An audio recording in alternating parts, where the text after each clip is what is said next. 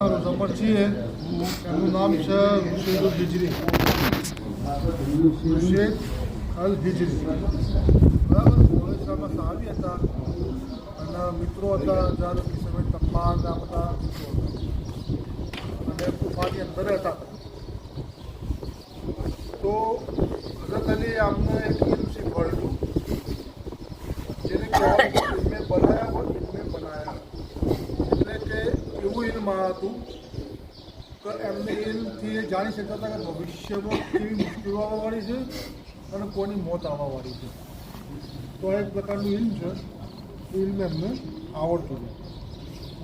શેખ અબ્બાસ કુમ્મી રિવાયત કરે છે કે હઝરત અમીરુલ મોમિનીન પોતાના અસહાબની સાથે ખજૂરના બગીચામાં આવ્યા ગુફાની અંદર અને ખજૂરના એક ઝાડની નીચે બેસી ગયા અને હુકમ કર્યો કે આ ઝાડની ખજૂર ઉતારવામાં આવે.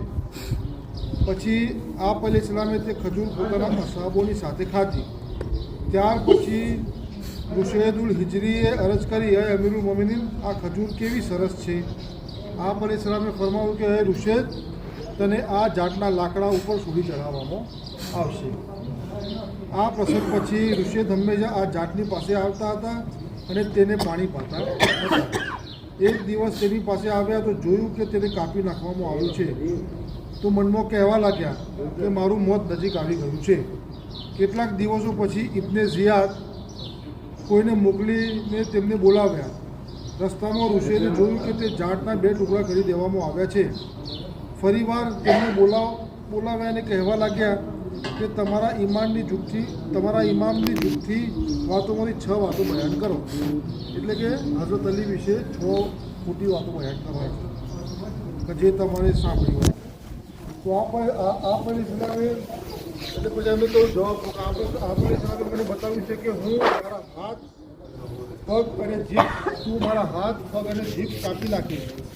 તો ઇબ્ને ઝિયાદ કહેવા લાગે કે આને લઈ જાઓ અને તેના હાથ પગ કાપી નાખો, પરંતુ જીભને રહેવા દો. કારણ કે મૌલા ઇસ્લામનો જુઠ્ઠો કરવા માગતો હતો ઇબ્ને ઝિયાદ.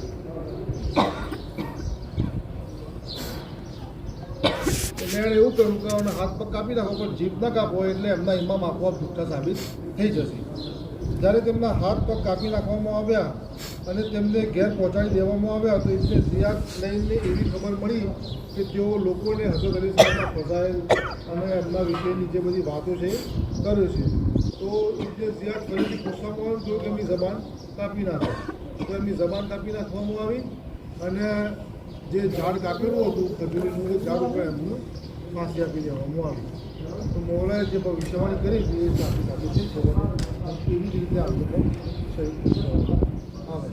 જ્યારે સાહેબ ફાતિહ હા તો બસ જ્યારે